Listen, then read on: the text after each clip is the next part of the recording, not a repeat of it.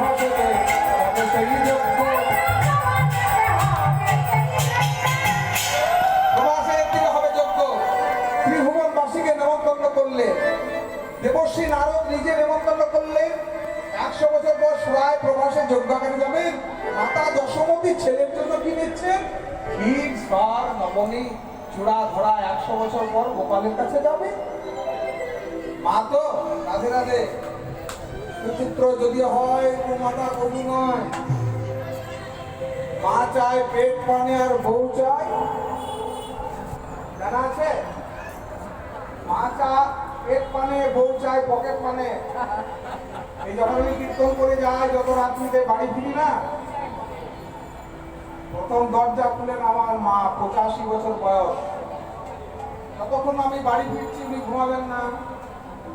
যদি বলে দিই মা আজকে রাতে ফিরবো না, তখন উনি ঘুমাবেন।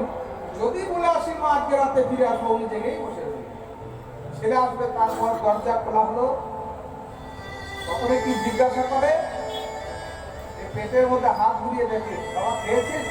হ্যাঁ মা খেয়েছি। আচ্ছা, খুবটা শুকনো শুকনো লাগছে। মা রাত্রি জাগা, প্রত্যেকদিন কীর্তন হচ্ছে, এখন তো একটু হবে। আচ্ছা, জীবনে খাওয়া হয়েছে? হ্যাঁ মা খেয়েছি। যখন না খেয়ে থাকলেও বলতে হবে হ্যাঁ মা খেয়েছি, ভালো বলতে হবে হ্যাঁ মা খেয়েছি। তারপর মনে শান্তি হলো। আর বউ পাশের ঘরে গিয়ে জিজ্ঞাসা করে, আজকে গানটা কত টাকা ছিল গো? শাস্ত্রে বলেছে মা চায় পেট পানে, বউ চায় পকেট পানে। কিন্তু আমার গিন্নিও কিন্তু তিনি তো মা। আজকে তোমার ছেলে IIT খড়গপুরে কম্পিউটার সায়েন্স নিয়ে পড়ে, ছেলে ফোন করে বলতো মা আমাদের হোস্টেলে খুব অক্স হচ্ছে, দেখছি ওর খাওয়া নাওয়া ভুলে গেছে। কেউ মা তার সন্তানের কিছু হলে তখন কিন্তু উনি চিন্তা করতে ছেলেদের অবস্থা হয়ে গেল। এটা হলো বইয়ের ধর্ম, ওটা হলো মায়ের ধর্ম। মাতা যশোমতী ছেলের কাছে যাবেন তো তিনি ভগবানের মা, কিন্তু দেখুন পাশে পাশে তো এটা বাস্তব প্রেম। কি নিচ্ছে? গোপালের কাছে যাবো, ক্ষীর, সর, নবনী, চূড়া ধরা। ছেলের কাছে যাবেন বলে মাতা যশোমতী সখাগণ বন থেকে সুন্দর সুন্দর ফল নিয়ে শ্রীমতী রাধারানীর চললেন। প্রভাসে চলিল ধরি, অতি দ্রুত গতি ধরি, প্রভাসে চলিল ধরি, অতি দ্রুত গতি। আর বাধা হয়ে দাঁড়াইল, কুটিলা কুলতি,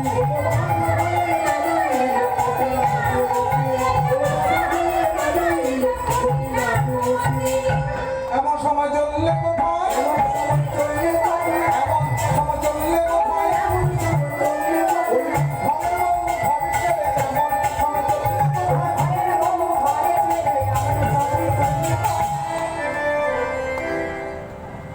বৃন্দাবন লীলায় দুজন ছিলেন। রাধারানীর শাশুড়ির নাম কি?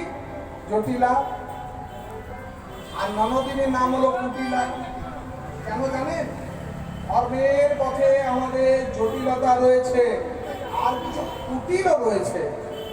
সেই জটিলতা কাটিয়ে, কুটিলতা কাটিয়ে ভগবানের কাছে যেতে হবে। সংসারের জটিলতা নেই, সংসারের কাজ সামলে, এই জটিল কাজ সামলে, কুটিলতা সামলে ভগবানের কাছে যেতে হবে। তেমনই জটিলা কুটিলা ছিল। কুটিলা বাধা দিয়েছে, কোথায় চলেছি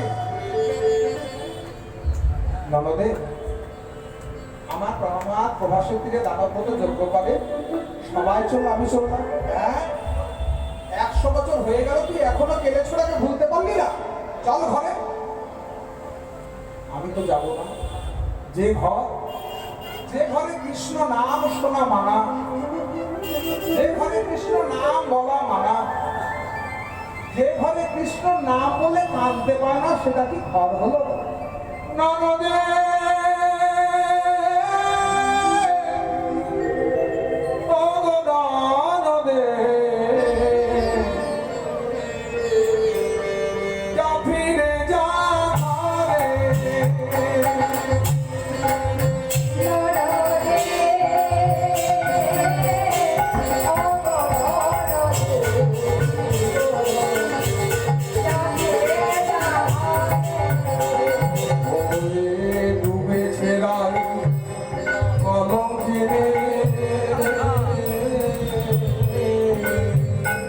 কৃষ্ণ প্রেমের সাগরে যাবিরে যাবারে।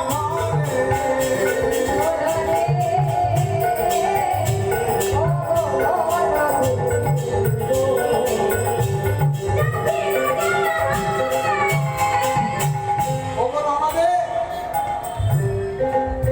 এই কুঞ্জের প্রদীপটা আমি 100 বছর ধরে জ্বালিয়ে রেখেছি। যেদিন থেকে গোবিন্দ মথুরায় গেছে, তুই যেন এই কুঞ্জের প্রদীপটা নিতে দিবি না। তোর কাছে শেষ নিবেদন এই বিদায় কালে। বিদায় বেলায় ননদি গো শেষ মিনতি দিও।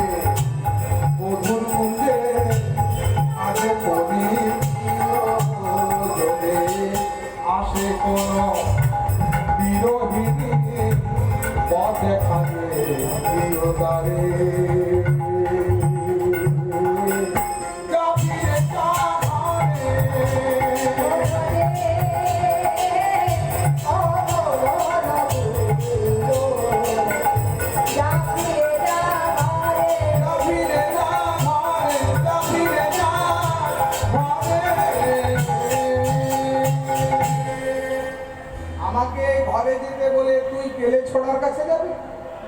দাঁড়া, দাদাকে ডেকে নিয়ে আসি। রাধারানীর স্বামীর নাম হলো আয়ন ঘোষ, সে হলো কালী ভক্ত।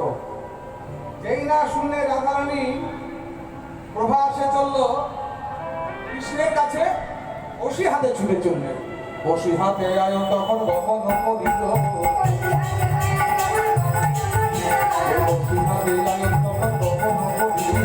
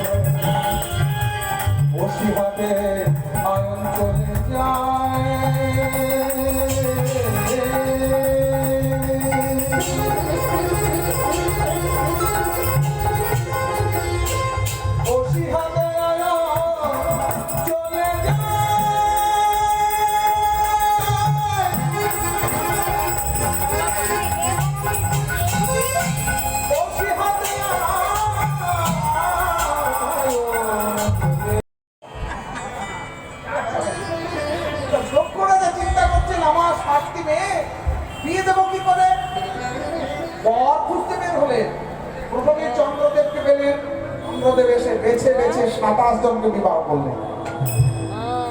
তারপর কাশ্যপ মুনি এলেন, তিনি বেছে বেছে 13 জনকে বিবাহ করলেন। 40টি মেয়ে উদ্ধার হয়ে গেল। একাদশ রুদ্র অবতার এসে 11 জন বেছে বেছে 11 মেয়েকে বিবাহ করলেন। 40 আর 11 কত হয়? হ্যাঁ, 51। আর যমরাজ এসে 8 জনকে বিবাহ করলেন। 51 আর 8 59। একটি মেয়ের আর বিয়ে হয় না। অনেক খোঁজাখুঁজি হলো, ওই ছোট মেয়ে আর বিয়ে হচ্ছে না। কেন হচ্ছে না জানে? একটু বুঝিয়ে বলি। বেশি বেলার দিকে যদি বাজারে বেগুন কিনতে যান, কোন বেগুনগুলো পড়ে থাকে? পোকা লাগাবে না।